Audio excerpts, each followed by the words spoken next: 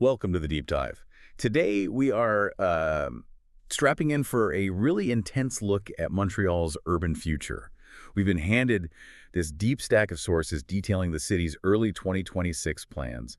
And, well, it's a massive waves of activity. It really is. It covers everything from these huge federal real estate blitzes to, using cutting-edge AI in city management. Right down to the fundamental demographic forces that are shaping who even gets to live there. And our job is to give you a shortcut to understanding this whole transformation. What we're seeing here is a city that is betting colossal amounts of capital. We're talking billions of dollars on building resilience. Resilience in what sense? Well, resilience in its physical structures, for sure, but also in its technological efficiency and, maybe most surprisingly, in its social fabric. So we need to identify the key investment figures, analyze the levers being pulled. I'll get into the policy conflicts that, inevitably emerge when you drop $5.5 billion of development onto an already stressed housing market. Absolutely. And we're going to start our deep dive, not with cranes and concrete, but with an infrastructure that's often, well, it's completely overlooked in urban analysis. Culture. Let's unpack this unique system that underpins neighborhood stability. The Réseau des Maisons de la Culture, the network of culture houses. What's so fascinating here is just how quietly revolutionary this system is. It is. It's a model that's unique in North America, and it's been running for over 4 decades. And when we talk about this network, we're not just talking about a handful of, central performance halls. Right. Most people probably think of a museum or a big downtown theater. Exactly. This network covers all 19 boroughs, but its reach extends far beyond the 12 official houses. It actually saturates the city. How so? Through more than 60 diffusion sites, they use local libraries, community halls, parks, even repurposed churches. It's a completely embedded cultural ecosystem. And some of these places have some serious history. I was reading about the Maison de la Culture, Maisonneuve, opened way back in 1981 in an old fire station. Yeah. It did, yeah. That speaks to repurposing history for community use. And they're not cookie-cutter facilities either. They're highly personalized. So each one is different. Very. For example, the Maison de la Culture Janine Souto is specifically recognized for its outstanding universal accessibility features. But the real power is social. These houses function, as the sources note, as the public living room of the neighborhood. That's a great image. By offering programming that is, overwhelmingly free or low cost, think everything from contemporary dance to community workshops, they do 2 crucial things. Okay. They democratize access to art, and they directly fight urban isolation. That strengthens what sociologists call social capital. They literally weave the neighborhood together. And the numbers back that up. The sources show a single active house can put on over 250 activities a year. That's a huge volume. It pulls tens of thousands of residents into their local neighborhood hub. Which brings us to the key economic takeaway for you, whether you're a resident or an investor just looking at the map. Precisely. The presence of a quality cultural venue within a 15-minute walk is consistently listed by urban studies as a major selling point. They call it an urban positive amenity. So it's not just about a better quality of life, it's about asset value. Exactly. Studies suggest this proximity stabilizes or actually increases residential property values. It signals a dynamic, cared-for neighborhood. The source uses a great phrase for it. What's that? The cultural noise is a good noise for property value.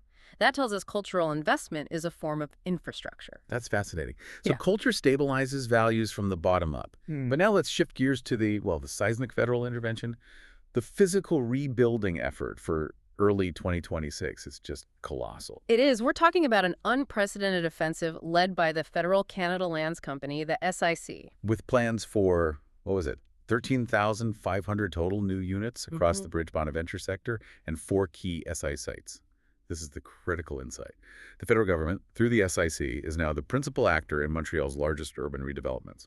This isn't piecemeal. No, it's a comprehensive, coordinated action. Let's break down the 4 sites driving this. They sound massive. They are. We'll start with the latest confirmation. Cité du Havre. This is a 600,000 square foot strategic site near Old Montreal. They just acquired the land for $38 million. Just for the land. Yeah.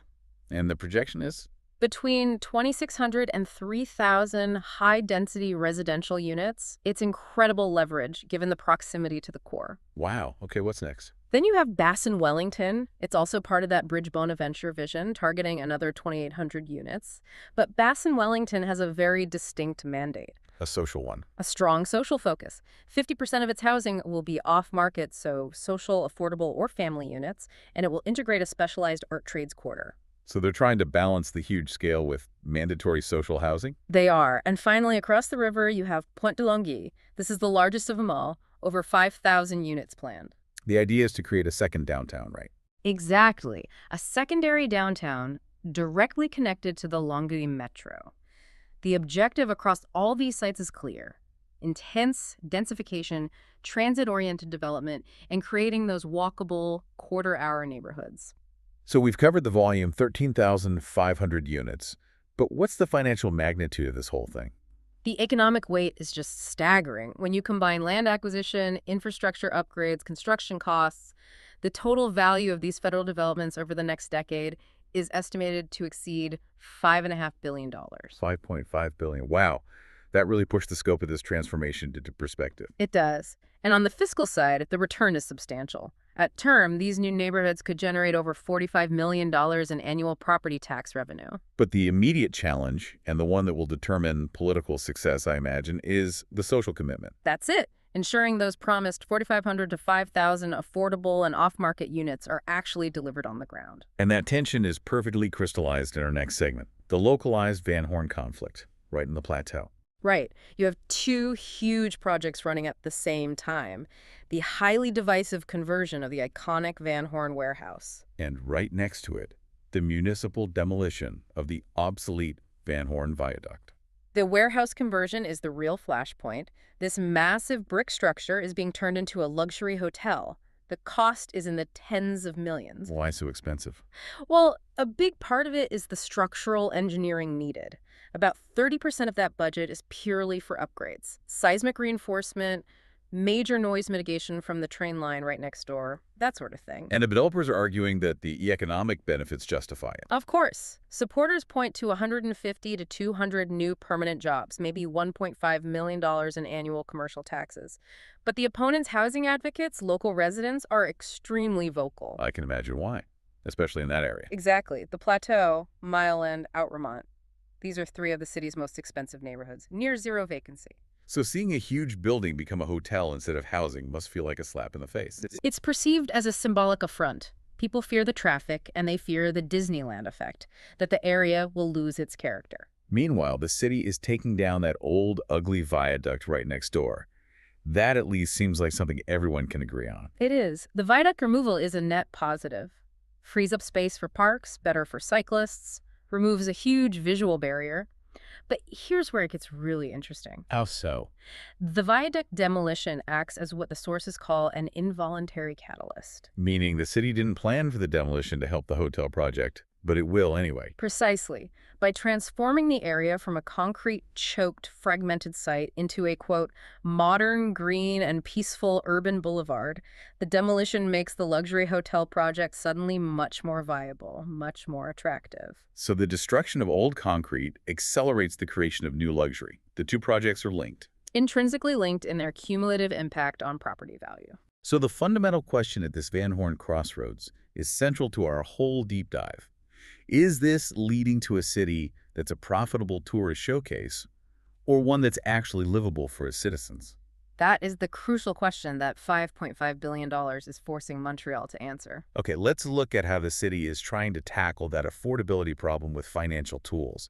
Downtown has this paradox right now. Right, a painful 20 to 25% office vacancy rate in the older Class B and C buildings. And the solution is converting them to residential units.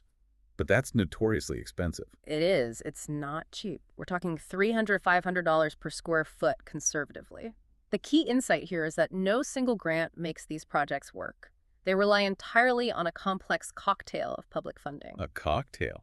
Okay, tell us about the main ingredients in that cocktail. The first ingredient is financial leverage. Federally, there's APH Select Insurance. This is crucial because it lets developers secure up to 95% financing and stretch the repayment over a massive 50-year amortization. 50 years. That dramatically reduces the annual debt load. It makes these risky conversions feasible. And what about tax savings? Also significant. New rental construction gets GST rebates of 5% and the provincial QST rebate of nearly 10%. So a project can recover almost 15% of construction costs right off the bat. And what's the specific tool Montreal is using to speed up these downtown conversions? This is where it gets tactical. For downtown conversions, and only until the end of 2026, Montreal has suspended the requirement for the 2020 mixed-use contribution. Wait, hold on. Can you quickly clarify what that 2020 rule is? Yeah. Because suspending it sounds like a massive incentive. Absolutely. Normally, under this bylaw, big residential projects must reserve 20% for social housing, 20% for affordable housing, and 20% for family-sized units. Huh? By temporarily lifting that for downtown office conversions, the city is effectively giving back millions in fixed costs. It's a strategic regulatory subsidy to accelerate supply in the core. That makes sense. Okay, let's transition to the smart city layer. We know Montreal creates AI, but now it's being managed by AI. How is this delivering concrete value on the ground? We're seeing a shift from the old reactive fix-it-when-it-breaks model to a predictive one. Take infrastructure. Vision-based systems are now on city vehicles, scanning the pavement, detecting tiny potholes and fissures. Before they become catastrophic failures. Yeah. So AI spots a pothole before it becomes a lawsuit, saving money. Exactly. This predictive maintenance is estimated to reduce emergency repair costs by 20 to 30%. That's a huge operational saving. What about the daily nightmare of traffic? Is AI making a real difference there? Mobility is another prime example. Algorithms are analyzing traffic flow in real time to dynamically adjust traffic light synchronization. So the lights change based on the actual traffic minute by minute. Yes, and that kind of fluid management can cut commute times by 15 to 20% on key arteries during peak hours. And water. That was always a major historical headache for the city. It was. Montreal was historically losing nearly 30% of its treated water through leaks. Now, acoustic probes with AI are effectively listening to the aqueduct network. Listening for what? Distinguishing normal flow noise from the telltale sound of a leak. It allows the city to surgically target repairs, saving millions. So if you're a homeowner, what's the direct return on investment for you? Well, it's the stabilization of your municipal taxes over the medium term by controlling these catastrophic costs.